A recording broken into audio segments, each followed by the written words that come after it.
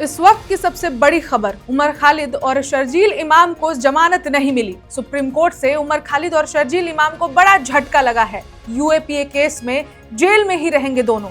5 साल से ज्यादा समय से जेल में बंद छात्र एक्टिविस्ट उमर खालिद और शर्जील इमाम को फिलहाल कोई राहत नहीं मिली है। सुप्रीम कोर्ट ने 2020 के दिल्ली दंगों से जुड़े बड़ी साजिश के मामले में दोनों की जमानत याचिका खारिज कर दी है।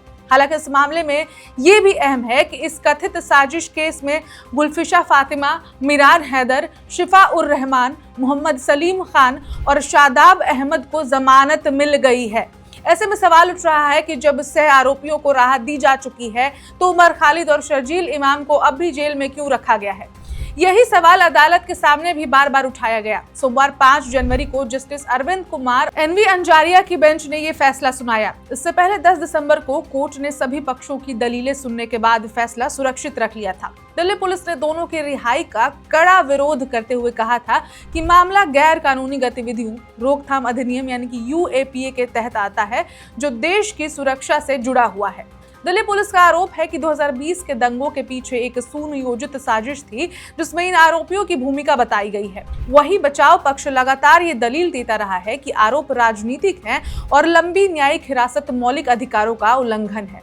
हालांकि सुप्रीम कोर्ट ने इस स्तर पर जमानत देने से इनकार कर दिया है, जिससे ये साफ है कि उमर खालिद और शर्जील इमाम को अभी जेल में ही रहना होगा। गौर करने की बात यह भी है कि अब इसमें इंटरनेशनल एंगल भी आ चुका है। हाल ही में न्यूयॉर्क के मेयर बने ज़ोहरान ममदानी ने अपने एक सार्वजनिक बयान में उमर खालिद का जिक्र किया था। ममदानी ने भारत में लंबे समय से जेल में बंद कुछ एक्टिविस्ट के मामलों में अभिव्यक्ति की स्वतंत्रता और नागरिक अधिकारों के संदर्भ में ये बात उठाई थी। हालांकि भारत सरकार और जांच एजेंसियां लगातार ये कहती रही हैं कि ये मामला कानून व्यवस्था और राष्ट्रीय सुरक्षा से जुड़ा है, न कि किसी अंतर्राष्ट्रीय दबाव या राजनीतिक बयानबाजी से। आगे क्या? अब सभी की नजरें इस बात पर हैं कि क्या ट्रायल जल्द शुरू होगा, क्या निचली अदालत में दोबारा जमानत की कोशिश होगी और क्या अंतर्राष्ट्रीय बयानबाजी इस केस पर कोई असर डाल पाएगी। फिलहाल इतना साफ है कि उमर खालिद और शर्जील इमाम की जेल से रिहाई का इंतजार अभी और लंबा हो गया है।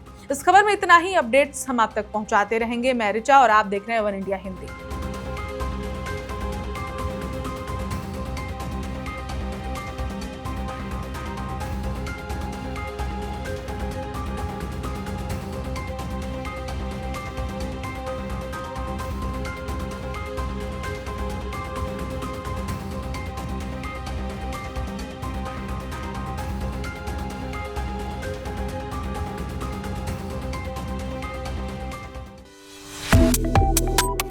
Subscribe to One India and never miss an update.